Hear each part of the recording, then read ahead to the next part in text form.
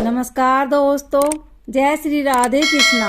आज हम आपके लिए माघ मास शुक्ल पक्ष की जया एकादशी व्रत की कथा लेकर आए हैं। कथा सुनने से पहले आप हमारे चैनल को सब्सक्राइब करें, बेल आइकन को प्रेस करें ताकि हमारी वीडियो की नोटिफिकेशन सबसे पहले आप तक पहुंचे। वीडियो को लाइक और शेयर जरूर करें। धर्मराज युधिष्ठिर बोले, हे भगवान, आपने माघ के कृष्ण पक्ष की षटतिला एकादशी का अत्यंत सुंदर वर्णन किया। आप सावदेज, अंडज, उभदिज और जरायुज चारों प्रकार के जीवों के उत्पन्न, पालन तथा नाश करने वाले हैं। अब आप कृपा करके माघ शुक्ल एकादशी का वर्णन कीजिए। इसका क्या नाम है, इसके व्रत की क्या विधि है और इसमें कौन से देवता का पूजन किया जाता है। श्री कृष्ण कहने लगे कि हे राजन, इस एकादशी का नाम जया एकादशी है। इसका व्रत करने से मनुष्य ब्रह्म हत्या आदि पापों से छूटकर मोक्ष को प्राप्त होता है तथा इसके प्रभाव से भूत पिशाच आदि योनियों से मुक्त हो जाता है। इस व्रत को विधि पूर्वक करना चाहिए। अब मैं तुमसे पद्म पुराण में वर्णित इसकी महिमा की एक कथा सुनाता हूँ। देवराज इंद्र स्वर्ग में राज करते थे और अन्य सब देवगण सुख पूर्वक स्वर्ग में रहते थे। एक समय इंद्र अपनी इच्छानुसार नंदनवन में अप्सराओं के साथ विहार कर रहे थे और गंधर्व गान कर रहे थे। उन गंधर्वों में प्रसिद्ध पुष्पदत्त तथा उसकी कन्या पुष्पवती और चित्रसेन तथा उसकी स्त्री मालिनी भी उपस्थित थे। साथ ही मालिनी का पुत्र पुष्पवान और उसका पुत्र माल्यवान भी उपस्थित थे। पुष्पवती गंधर्व कन्या माल्यवान को देखकर उस पर मोहित हो गई और माल्यवान पर काम बाण चलाने लगी। उसने अपने रूप लावण्य और हाव भाव से माल्य वश में कर लिया। हे राजन, वह पुष्पवती अत्यंत सुंदर थी। अब वे इंद्र को प्रसन्न करने के लिए गान करने लगे, परंतु परस्पर मोहित हो जाने के कारण उनका चित्त भ्रमित हो गया। इनके ठीक प्रकार न गाने तथा स्वर ताल ठीक न नहीं होने से इंद्र इनके प्रेम को समझ गया और उन्होंने इसमें अपना अपमान समझकर उनको श्राप दे दिया। इंद्र ने कहा, हे मूर्खो, तुमने मेरी आज्ञा का उल्लंघन किया है, इसलिए तुम्हारा धिक्कार है। अब तुम दोनों स्त्री पुरुष के रूप में मृत्युलोक में जाकर पिशाच रूप धारण करो और अपने कर्म का फल भोगो। इंद्र का ऐसा श्राप सुनकर वे अत्यंत दुखी हुए और हिमालय पर्वत पर दुख पूर्वक अपना जीवन व्यतीत करने लगे।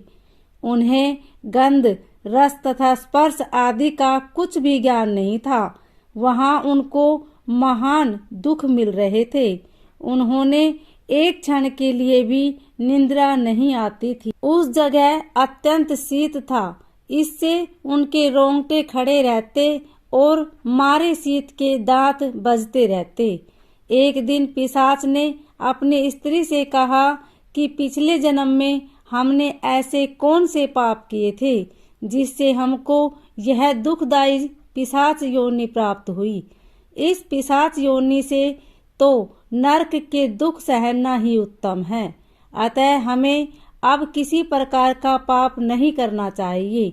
इस प्रकार विचार करते हुए वे अपने दिन व्यतीत कर रहे थे। देव योग से तभी माघ मास में शुक्ल पक्ष की जया नामक एकादशी आई। उस दिन उन्होंने कुछ भी भोजन नहीं किया और न कोई पाप कर्म ही किया, केवल फल फूल खाकर ही दिन व्यतीत किया और सायंकाल के समय महान दुख से पीपल के वृक्ष के नीचे बैठ गए। उस समय सूर्य भगवान अस्त हो रहे थे। उस रात को अत्यंत ठंड थी, इस कारण वे दोनों शीत के मारे अति दुखित होकर मृतक के समान आपस में चिपटे हुए पड़े रहे। उस रात्रि को उनको निद्रा भी नहीं आई। हे राजन, जया एकादशी के उपवास और रात्रि के जागरण से दूसरे दिन प्रभात होते ही उनकी पिशाच योनि छूट गई। अत्यंत सुंदर गंधर्व और अप्सरा की देह धारण कर सुंदर वस्त्र आभूषण से अलंकृत होकर उन्होंने स्वर्ग लोक को प्रस्थान किया। उस समय आकाश में देवता उनकी स्तुति करते हुए पुष्प वर्षा करने लगे। स्वर्ग लोक में जाकर इन दोनों ने देवराज इंद्र को प्रणाम किया। इंद्र इनको पहले रूप में देखकर अत्यंत आश्चर्यचकित हुआ और पूछने लगा कि तुमने अपनी पिशाच योनि से किस तरह छुटकारा पाया, सो सब बतलाओ। माल्यवान बोले कि हे देवेंद्र, भगवान विष्णु की कृपा और जया एकादशी के व्रत के प्रभाव से ही हमारी पिशाच देह छूटी है।